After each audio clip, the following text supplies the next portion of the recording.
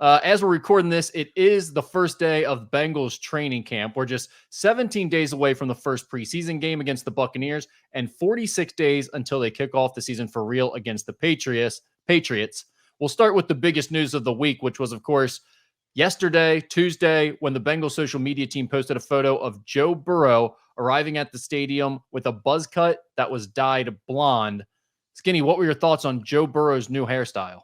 The offseason douchebaggery continues. I mean, that's all I can think of. That's the first thing that came to my mind was, I mean, people went gaga over that. I did a radio interview yesterday, was asked about it. I said, listen, man, I'm too old to give 5 rats behinds about a quarterback on an NFL team getting a haircut. I could care flipping less. Do you think this is like a Cincinnati issue? Is this a sign of the times issue? Like, because this is not the first time we've talked about Joe Burrow's hair. This is like a yearly occurrence now where we freak out about it. This is a Cincinnati thing where we just go gaga over stars until we decide to discard them. I think it's a very Cincinnati thing. And it's not, it is funny because, I mean, I guess Joe Burrow is more of a national celebrity, but we do this with like local celebrities that aren't even necessarily huge stars. Like Pete Rose is the best example, in my opinion. Yeah, and Pete was a national star though too. I mean, he did some things, but I get your point. I think we've held Pete on a pedestal long past his national level of prominence, and we still treat him like a real celebrity in Cincinnati. No. If Joe Burrow, and I hope this doesn't happen for everybody's sake. Let's just say he continues to have the injury issues, right? Fans here will discard him so fast it'll make your head spin. They really will. Oh, that's a fact. So. Normally, the Joe Burrow hair thing is like, what are we doing here? There's 2 parts about this I like a little bit. Can I just humor me for a second? Because I know me. Go ahead. I see you rolling your eyes already. Yeah. One, the whole, he's got the pretty boy hair thing with the hair flip, the coil coming down in front. This is very much a I was doing the fashion show. Yes, I'm in the fastest fashion stuff, but I'm back to business. This is football time now. So I kind of like the fact that he's willing to go away from the pretty boy style and just go, I'm down to business football. Quit worrying about that stuff. Also, the whole reference to the Eminem, Slim Shady, Guess Who's Back thing makes me feel like Joe is extremely arrogant, confident, cocky right now about where the season is headed for him. And if for no other reason, that just makes me feel good about where his health is at. And he tried it. Looked like, I guess he tied the hair color into when he was back in high school with a similar hair color and made me feel like I'm getting back to my football roots. I guess. But I mean, and listen, that's whatever he wants to do to psych himself up for that. That's fine. But for everybody in this town to go crazy over a haircut, it's mind boggling to me. We had people in our newsroom going crazy about it. I'm like, he got his haircut. Who cares? They're sending reporters out to go find the hairdresser and stuff. I mean, hang on a second, Rick. This just in, my neighbor just got back. Neighbor got a haircut. I mean, dude gets haircut. Okay. There is part of me with the Joe Burrow thing, though, where it's like he did the whole thing this offseason of I hate people prying into my personal life. I don't really like being talked about. I'm just a football guy, but I realize you guys need a little more of that stuff, so I'm going to start sharing more. Sorry, but this is like the second or third time you've done a major hair thing that we've talked about, and some of that's on the fans, but when you dye your hair blonde, you shave your hair and dye it blonde, you're asking for attention at that point. You know how it's going to be handled. This isn't your first go-round in this city. So the whole I only care about football and I don't like my private life being out there. I'm not sure this is considered as private life, but to some extent, you have to acknowledge you like the attention if you keep doing things like this. I think that's a fair point. Yeah. All right. Jamar Chase also showed up with a buzz cut on Tuesday. Obviously, in the past, he's had the dreads. So who sacrificed more for their back-to-business hairdo? Was it Joe Burrow losing the pretty boy coil in the front, or Jamar Chase losing the signature dreads? I'm going to go Jamar because those were kind of signature. Joe's been the one that's had different hairstyles. Jamar's been pretty consistent with his. I agree. And it's that's kind of the identity. It takes a long time to grow those out. I think Jamar actually made the bigger sacrifice for the Bengals. More of a football guy, Jamar Chase. Yep. Going all business now. All right, let's get a little more serious. Training camp is always storylines, headlines time. We're always trying to find something to talk about here. There's been a bunch of them thrown out before we head into this year's training camp. I'm going to bring some of those up, and I just want you to give your reaction, a thought on it, a take, or maybe you just say, I don't think it's a storyline to be paying attention to. Sure. So we'll run through these pretty quickly. The first, of course, is Joe Burrow's health. Where are you at on that storyline? I mean, they say he's fully cleared for contact. Zach Taylor made it a point that he said, starter's going to play some in the preseason. And when he was asked point blank, does that include Joe Burrow? And he says that includes everybody. I think that shows you that he's taken whatever last step necessary. I do think there's one more step that we need to see, not me personally, media, whatever, all of us need to see, is him in an 11-on-11 just rip one into a tight window. And I think that's when you go, okay, everything's right, everything's good. And maybe even see him after a handful of practices. He was asked if he's going to be on a pitch count. The answer was pretty vague. I would assume he's going to be, at least at times, maybe have a day off scheduled here or there. But at what point does he start stacking practices and, 2 or 3 practices into him being stacked? And they've got a pretty easy schedule. They go 3 days off, 3 days, and then from that point forward, the rest of camp, it's 2 days off, 2 days off, 2 days off, and then games mix into that as well. So he's kind of got some built-in days off anyway. But I'll be interested to see, maybe out of these first 6 practices, does he get a day off? Does it bother him in practice 4 or 5? Listen, him being fully cleared, it's all great news. But until you really see it, and he goes through the effects of throwing multiple times over days, you're still not going to really know. You mentioned Zach Taylor saying that he anticipates the starters playing in preseason games this year. Some of the starters have played in the past. Joe Burrow has never really played, and some of the other stars haven't played in the past. Do you think this is a change in philosophy because of the slow starts the last few seasons, or is this more of just it's media day and he's kind of giving you guys something to write about? No, I think it is a little bit a nod to the slow starts. I don't think he's going to change anything in camp. I don't think there's any plans for that. They track guys, they monitor guys, they try to keep them, they use those GPS monitors to make sure they're not overexerting guys. And I think you'll see a lot of that. I know people make a big deal of the lack of tackling. That's across the board in the NFL. I mean, that's just the way the NFL is today in camps. There's not what it was back in the 70s, 80s, and 90s, where you line up 11-on-11. It's a full padded scrimmage for 30 minutes, and guys are beating the crap out of each other. That just doesn't happen. That's not the league anymore. There's too much money invested in these guys.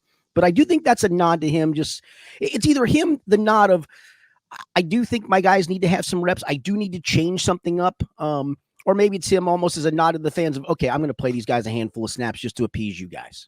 Yeah, and that's what I wonder sometimes, if it's just the latter, or maybe he's not even going to do it, but he's saying now, hey. No, I think he is, because last year we asked him that, and he was very vague the whole time about it and then never did. This was pretty definitive, especially when he was point blank asked about Joe Burrow, and he said, yeah, that includes everybody. Yeah, it was a different answer than he's ever given, that's for sure. We'll see how it plays out when we finally get to those Rick, games. In the first 2 games of seasons in Zach Taylor's 5 years, they're 1-9. And listen, all those starts are for different reasons. I mean, his first 2 teams just stunk. I mean, that was a part of it. They were just bad rosters, and they, no matter what they would have done in camp, they could have started 0-2. The 1 year is Burrow coming off the appendectomy and the freak injury to the long snapper that affected that game. That led to that slow start. But listen, Zach's a smart guy, and he's rigid in some ways, he's set in some ways, but I think he's also open to things in other ways. And maybe this is him going, all right, you know what? Maybe we do need to get a handful of snaps. So let's go ahead and do it this year. And I love that, because why not? It's clear it's an issue for your team, whether this is really a way to solve it or not. It probably doesn't make much of a difference either way. So why not try it the other way to at least make it look like you're doing something to make a concerted effort to start the season better. And even if nothing else, maybe it's a psychological thing for some of the guys that have been with you for a few years of, hey, we're doing things a little bit different this year. There's a little more emphasis on the start of the season, because really, when you look at the way their schedule sets up again this year, they can't afford to start 1-2 or 1-3 this year. They need to get off to a good start. Absolutely. The schedule's been given to them for them to do that. Yeah. One of the other things that stood out was Duke Tobin talking about Chase Brown's opportunity to compete for the starting running back job in training camp. So what about the battle between Zach Moss and Chase Brown for that starting running back spot? Yeah, I asked Zach about, do you have a plan for how you want the carries to be distributed, and or do you want it to just happen organically? And I think we talked about this, and I said I thought it would happen probably that way. And that's what he said. He said, I'm going to give all these guys some opportunities in camp and in preseason games, and we'll see how it goes. But he says, I think it should probably will evolve organically. And I think it could be a week-to-week thing, as I talked about. I mean, 1 week, Zach Moss touches it 18 times and Chase Brown touches it 12. And the next week, just the way the game flows, Chase Brown touches it 18 times and Zach Moss touches it 12. But I think it's those two by a long shot. I mean, he mentioned Travion Williams and he mentioned Chris Evans, and that's all well and good, but it's these two guys. And I I don't think there is a clear cut who the number one is. And that too might change from week to week. Like, hey, they got a set plan for Chase Brown in a week, and he technically is the starting running back that week. So I do think you'll see it just kind of evolve the way it's supposed to evolve. Will you be reading into training or preseason game performances by those two guys? Like if they make a big run, are you going to sort of put a check mark next to their name and be like, oh, that's a leg up for him? No, I think it would be just one of those kind of icing on the top of the cake because, I mean, I've seen Chris Evans make great plays in preseason games, and it hasn't amounted to a hill of anything. Yeah. Of course, the Bengals in the draft this year went for Amarius Mims, was a big topic of conversation during the draft, especially after they had added a big free agent at that spot in Trent Brown. So the starting right tackle spot, how do you see that storyline playing out during training camp? Well, Trent Brown's going to start camp on the non-football injury list, and so that gives Amarius Mims a chance to take some reps with the ones. And who knows how long this lasts and what that injury is, for goodness sakes, because it's one of those lists that something occurred between the end of him being here in camp and now. It could be maybe it's a weight issue. There's a lot of things that go into this. Maybe he didn't weigh in at the weight they wanted until he does. You're on that list. I don't think that's the case because that would probably be the PUP list. There's different lists you can go on. But at some point, I think we've talked about this, Amarius Mims is going to start games either because he's better or by default because Trent Brown has an injury history. And now Amarius Mims has a real great chance to show something here early in camp to the coaching staff to maybe get a leg up on Trent Brown. I have two narratives that I think are going to develop this year at camp. That, we always have these things where, 1 year it was like Jamar Chase can't catch because he was dropping those passes. It's like now he's doing tennis ball drills, all types of stuff. We were worried about his eyesight. There's all types of things being said in training camp. Turned out to be like one of the best rookie seasons ever by a receiver, and it was not a concern at all once the year actually started. But this is what we do during training camp, right? So I think there are going to be two that we hear this year. These are my predictions. Okay. Joe Burrow is throwing the ball with more velocity than ever. I think we're going to hear that a bunch. Well, and none of us are going to really know if that's true or not, right? No, but all the receivers will buy into it. They'll say, "Oh, correct. Yeah, it's coming out of his hand better than it was last year. It's really stinging." And then Trent Brown, we're going to hear that he lacks a work ethic or he's not tough or something like. I can already see where this is headed. People are going to be down on Trent Brown, and he could end up being a great pickup and be a really significant part of this team this year. But I can feel like the next 2 months, it feels like there's a negative narrative coming out about Trent Brown. Yeah, I wrote a piece today, 5 training camp battles to watch. It's kind of a thumb sucker that, we all do that kind of a thing. And one of them was the right tackle spot, obviously. And until I wrote this line, it's one of those ones because this is the narrative of who's going to win that job. Trent Brown has 93 NFL starts and has been a pretty successful player in this league. Amarius Mims has 8 college starts. I mean, so when you're just thinking in terms of that, the veteran's probably going to have the leg up unless this kid just wows you. And he might do that. I mean, they drafted him where they drafted him for a reason. Duke Tobin went all in on him in media day again, saying, when you look at him, he looks like a top 3, 4, 5 pick in the draft. So they very much believe in him. He's just got to go do it with not a lot of experience under his belt. But whether it's the fans or the media in this town, would you agree that it feels like there is no doubt, an urge to kind of throw him under the bus? Well, and part of it is right or wrong. I mean, he's a large man. He's listed at 380. I think he's bigger than that. And again, that always becomes an issue too of too fat to play. I mean, and maybe that's the case. Yep. All right. What about the slot receiver spot? You've got Trent Irwin, Jermaine Burton, Charlie Jones, potentially even like a guy like Andre Yoshavash could factor in there. How do you see that spot playing out? Is that a battle to watch? Yeah, and I'm not calling it slot receiver either. I'm just calling it the third receiver spot because I think you're going to see Jamar Chase line up there a lot more often. And when he does, maybe that's Yoshavash, who probably is better suited to be an outside guy, or the rookie Jermaine Burton, or maybe it's Jermaine Burton in the slot and Charlie Jones in the slot. So I think this has been talked about. I think they have a bunch of personnel packages they want to try in camp. It's going to be interesting to see how they do it and how much Jamar works out of the slot. But I do think it's not just a tit-for-tat replacement of Tyler Boyd was definitively a slot guy. Who's going to replace Tyler Boyd in the slot? I think it's going to be, you're going to see different personnel groupings, and I think it could be any of them.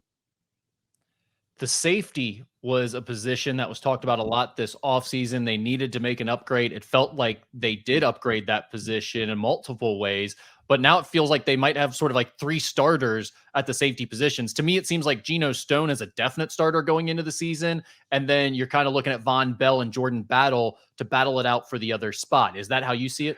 I think Von Bell's pinned in at the moment to start. I really do. I think they got a little bit down on Jordan last year and kind of his work ethic, et cetera. And I think that's there's multiple reasons to bring Vaughn back in. A, because he was a good player for them. B, because he's familiar with Lou Anarumo's system, and that's going to help on the back end. And I think then the pro that he always has been, right? The whole storyline of he's always there, the first guy in the morning and lifting weights early. I think they'd like some of that to rub off on Jordan Battle, because I think Jordan played well at times last year, but there were times he didn't and looked lost, and that's what a rookie does. So I'm going to say Vaughn's pinned in at the moment.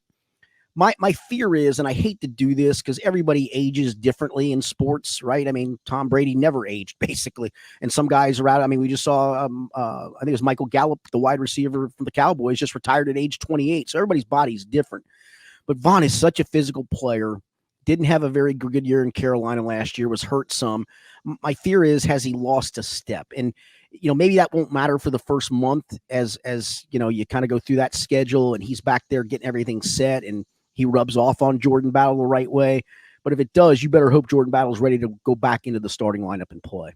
It feels like the big hope here is exactly that. One, you're dangling the carrot for Jordan Battle of like, well, you're not the starter anymore. You really need to apply yourself and get better and improve. And two, you're getting a guy that's going to show him the ropes, show him the right way to do things, and then hopefully give him the job back. Because I think you're right. I mean, it felt like Von Bell was getting a little long in the tooth. The last time he was here, he played really well despite that, but it felt like physically he was maybe starting to lose at least half a step. Now he comes back a year later after not having a great year. You wonder how that's going to look. So I'm definitely curious to see that. Also, because they added those guys at the safety spot, Dax Hill has changed his position from safety back to corner. What do you think this training camp is going to be like for Dax Hill? I think they'd like him to win the job. I think they expect him to win the job. He's going to battle DJ Turner. I found it really interesting on Monday when we asked Duke Tobin about, are you guys even looking to sign a veteran corner for depth and competition? He said, no, we like what we've got. And I guess I didn't read the room the right way. I did a guest spot with Mike Petralia on ESPN 1530 yesterday. He was filling in for Mo, and he brought that up to me. And I said, I'm a little surprised they did. And he said, well, let me give you my take. And I thought it was a good take. He said, I think they don't want these younger guys looking over their shoulder. I think they want them to be confident that they're the guy and then go play like that. And if they don't, well, then at some point you can go get a veteran. And maybe that is the plan. But I mean, right now, here's your main 6 cornerbacks, and they may keep a 7th, but that's a full 3-man platoon and a 3-man backup. It's a battle between Dax Hill and DJ Turner. It's then Cam Taylor-Britt solidified on one spot, and he's a fine player, backed up by a rookie in all likelihood in Josh Newton. And then your slot corners, Mike Hilton and Jalen Davis. But on the outside right now, you've got Cam Taylor-Britt with about a year and a half worth of starts under his belt. And then you got DJ Turner with like 8 starts under his belt. And Dax Hill with 1 as a slot corner 2 years ago. And that's it. That's not much experience out on the outside. Well, that being said, how do you feel about this plan of not needing another veteran cornerback? I guess I'm going to take them at their word that they believe in these guys. And maybe that is the case. And, maybe Dax goes out and this is where he should have played all along. And they tried to force a different spot on him as a safety. And that just obviously did not work. So I don't think it'll be long. I think you'll have enough feedback throughout camp because they're going against obviously some really good receivers. Although maybe they won't go against one we'll get into here in a minute. But they're going against some really good receivers in camp. And so I think you can get a gauge through some of that and not just preseason games. They got the 2 joint practices with the Bears and Colts. And so you're going to go against, other teams' receivers too. So I think you get a pretty good read on where you are. And maybe if it comes down to final cuts, you go to the waiver wire to pluck a veteran off of that. Skinny, last year, the Bengals brought in Brad Robbins as a punter to beat out Drew Chrisman. He was pretty underwhelming. They brought in another punter to compete with him this year in training camp. Should Brad Robbins be worried about his job? I don't know if worried's the right thing. I think he needs to perform better. And I know Darren Simmons talked to us the other day and said he did think he performed better in OTAs and some of the things they're asking him to do and the way they're asking him to punt, some technical things. So I don't think it's worried. It's just go out, kick the guy, right? And I think that's what it comes down to. If McNamara comes in and Austin McNamara comes in and he's a better punter and proves it day after day in camp, well, then by God, he should be the guy. So I don't think it's a worried thing. I think it's literally, hey, if you're the best guy, that you're going to be the guy. Those were all I had in terms of storylines for training camp, day-to-day things, the on-the-field position battle type things. There are a few other Bengals topics I want to get to here, but is there anything related to those daily training camp storylines that I missed? No, I think that's pretty much all of them. I think you covered actually one more than I did of the five position battles. I think you added a sixth into the mix. That's fine. So yeah, no, I think that's pretty much it, which is I think should make for a fairly interesting camp. Okay, we've talked about it a little bit already, but before training camp starts, you always have the media day, the mock turtle soup day, as you guys call it, where you get to talk to Duke Tobin, Mike Brown. I believe Zach Taylor might have talked to you guys as well that day. All of them: Dan Pitcher, Lou Anarumo, Darren Simmons. I think we talked to six different guys on okay, Monday. What was the takeaway from your conversations with those guys aside from what we've already talked about here? Anything stick out? Yeah, I think the Mike Brown discussing the Jamar Chase contract situation. I think this is. I know Bengals fans think it's easy and they want it to be easy and they want the team to capitulate and pay whatever they have to pay. I don't think this is going to be an easy negotiation. I just don't. I think a lot of it's going to come down to the guaranteed money, and one side's going to have to give. I don't think they're going to have to give. I don't think the chasm's so wide where the Bengals aren't willing to give any guaranteed money other than a signing bonus, but they got a lot of guaranteed money wrapped up in their quarterback, and that's going to cut into they like to use the word pie. That's going to cut into the pie for Jamar Chase in that regard. And so, some ESPN guys went overboard, in my opinion. I mean, Adam Schefter's head's so far up agents' asses, he can't decide if it's night or day. So he's going to always side with that part of it. But they were complaining of the way Mike Brown phrased some of this stuff of, we'd like to get it done. We'd like to get it done sooner rather than later. But, these things are usually better done in the offseason. And here comes the end of the offseason. And he's only going to play for $1 million this year. And listen, he's getting 4.9 guaranteed. He got a roster bonus on top of it. Justin Jefferson's fourth year. You know what his base salary was? It was about $1 million. Same as Jamar Chase. You know what Jamar Chase is already guaranteed for next year? Already guaranteed $21.8 million. So there's no sense of urgency for the Bengals to get this done. And that's how this stuff works. And Adam Schefter should know that, unless, again, he wants to go kiss an agent. Well, he is quite literally just working for an agent at that point. No question. I mean, when he says things like that is just doing the bidding of an agent, which that's how he gets a lot of his information. So it's understandable that he does some of those things, but people need to realize that when they start talking about Adam Schefter's report. Now, the quote from Mike Brown was this, or part of the quote was, quote, "He's a key player. Next to Joe, he's our next one, and he knows it. We know it. This may take a while. We are going to bend over backwards to get it done. I can't tell you when, though." That part of the quote where he says, "We are going to bend over backwards to get it done," stuck out a little bit to me. And then I heard other people talking about that verbiage there. Now, part of this, I think, is just Mike Brown is an older guy who kind of says things in weird ways sometimes. I think this is that as much as anything. He just has weird phrases that he likes to use, and bend over backwards was probably a weird way to say it, but I don't think he meant too much by that. The part of that, though, that you're alluding to and that he's alluding to, saying we're going to bend over backwards, I don't think this is like rocket science or brain surgery that they're doing here to come up with this contract. It's like the contract is pretty much already done by the other top receivers. Like Justin Jefferson got his no deal. All it means is you have to agree to amount of years and agree to how much money is guaranteed out past that first year, which is, it's difficult for him to part ways with his shekels. I understand that, but it's not really like hard to figure out. But I will tell you, I still am not sure in the roster building process you want to guarantee all this money for two players. One, and I hate to say it, a quarterback who's had some injury history, right? Two, a wide receiver who plays a dangerous position. At some point, there's going to be a team. There's going to be a team that's going to put its foot down and simply say, no, we're not paying this kind of guaranteed money. We're going to use that to build our roster elsewhere. And with so many good wide receivers coming into the NFL, we're going to roll the dice again in the draft because these guys are plug and play. Now, I think that's a different argument. And it's one I actually agree with to some extent, but I would also say if you're making that point or if you're going in that direction, wouldn't you want to say the opposite if you're Mike Brown? Like we're bending over backwards, doing all we can to make this deal happen kind of seems like you're giving away some leverage there. If I'm Mike Brown and I'm thinking that, I'm more so of like, well, we don't know if it makes sense to give all this money to Jamar and his agent. I don't know what the bending over backwards for them means. Does it mean you're going to capitulate to the degree of guaranteed money that Justin Jefferson got? Or are you actually going to capitulate to giving some guaranteed money, which you're not comfortable in doing other than your quarterback? They don't do this very often. They did it to a little bit to A.J. Green when he got his contract extension. I haven't looked at every Bengals contract, but they don't do. I mean, Von Bell literally left Cincinnati for Carolina. And again, it's apples and oranges because we're talking mega multi-million-dollar extension for Jamar Chase. Von Bell was in the single million range, which sounds funny to talk about that it's insignificant. But Right.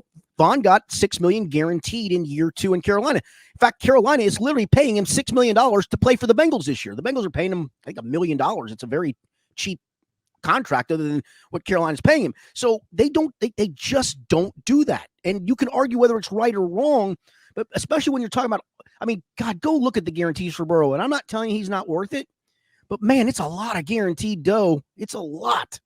I actually think the latter, the second part of what you're saying there, Mike Brown, the options there, that's more what he was saying when he said we're bending over backwards. I think it physically hurts him. He's like, it's gymnastics for me to do this. We don't do this before the Bengals. Right. We hold on to our money. We're not going to guarantee a bunch of money out for a guy, like you said, that could be a risk, especially after we've already done it for one superstar in our organization. And I don't think that's a crazy thing to think or believe if you're Mike Brown. I think that's actually kind of right. I just think this was sort of a weird phrasing that he used, which he often does. And some people jumped on it a little bit. Yeah. And I will tell you, I mean, Justin Jefferson got paid, right? Right. Who left Minnesota? Which player left Minnesota to go sign somewhere else? And what are they? The quarterback. So they decided we'll pay wide receiver and we'll start over at quarter. It's hard. It's hard. And I'll be honest with you.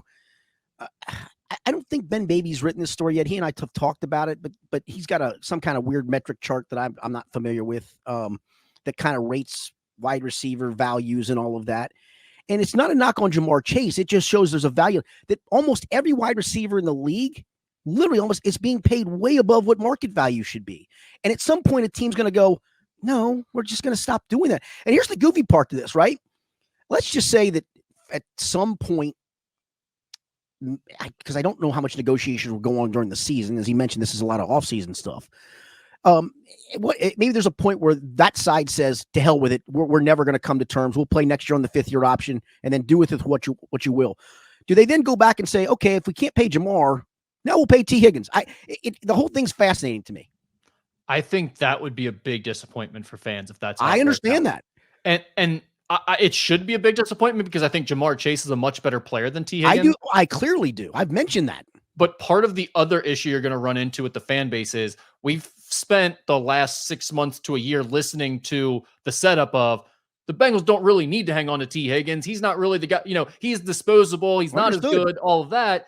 If all of a sudden you do a flip-flop and be like, well, actually, T. Higgins is the guy we really need to keep. We're letting Jamar go. That's going to be a tough sell to the fan base all of a sudden. I can't see that happening. Yeah. Can I give you a mini hot take? Because camp's starting today. I'm just going to bring that out there because obviously, Jamar didn't do much in mini camp. He showed up because it was mandatory. He took part in all the meetings. He was on the field watching, really didn't, and they didn't do much as a group either. So don't get me wrong. I wouldn't be shocked to see a mini hold in here where he doesn't do some things in camp. I could be wrong. He shaved his head, Skinny. He's back to business. He's a football guy. I'm totally interested to see when they do the first 11 on 11 or 7 on 7 how much he participates, and maybe it's full fledged. But listen, I get it. I mean, these guys have certain leverage points, and T. Higgins' leverage point came and went, and the Bengals then got to their leverage point of we'll just put the franchise tag on you. And we could do it again. And that leverage point could come for Jamar Chase for all we know, right? Next year's a 5th-year option. Again, they picked it up. He's going to get $21.8 million guaranteed. There's no real rush to get a contract extension done now. I would certainly make Jamar Chase's side feel a whole lot better. And if the Bengals need to do some math configuration, maybe it works out better for them to prorate bonuses, etc. But there's no complete sense of urgency here. And honestly, you always think there is with that 5th-year option. And, maybe not. Maybe it's, okay, we'll tag Jamar then at the end. And I've made that point before but my plan would be 5th-year option, tag, see ya. We'll start again. I mean, that means you'd still get 3 more years out of Jamar Chase. Yeah. Well, 4 technically, including this one. Well, yeah, 4 including this one. 3 more after this one. I don't think that's that crazy either. I don't think that's how it'll play out. I don't either. I've made that. If he were to hold out here during camp, or at least not participate much. Yeah, he reported. Yeah, if he were to hold in here in this case, one, that would give you guys a heck of a storyline to follow for the rest of training camp. But I'm just not buying it because he cut his hair. Had he not cut his hair, I'd be like, maybe. But you don't cut your hair and then sit out. You're back to business. You're a football guy at that point. Fair point. And again, I think that the take by the ESPN guys is coming straight from the agent who probably has a sense of frustration of they're throwing a number and the Bengals are saying we're not meeting that number. And again, but right now, there's no sense of urgency. There is on his side. I get it. Hey, listen, man, it's a tough sport. While he's guaranteed $21.8 million next year, no matter what, if he gets hurt catastrophically this year, done, goodbye. And so that's where this is just always such a tough spot. But I mean, it's the league, man. It's the business side of the league. That's how it works. Skinny, any other thoughts that we missed, topics to get to here before we move on to the Reds? I don't think so. I think we covered most of the bases there. Yeah, that was a good long Bengals segment there to kick off training camp. So we'll obviously be following up as we go along each week during training camp. But you can always get local stories right here on YouTube. But go ahead and hit that subscribe button to get notifications to stay in the know.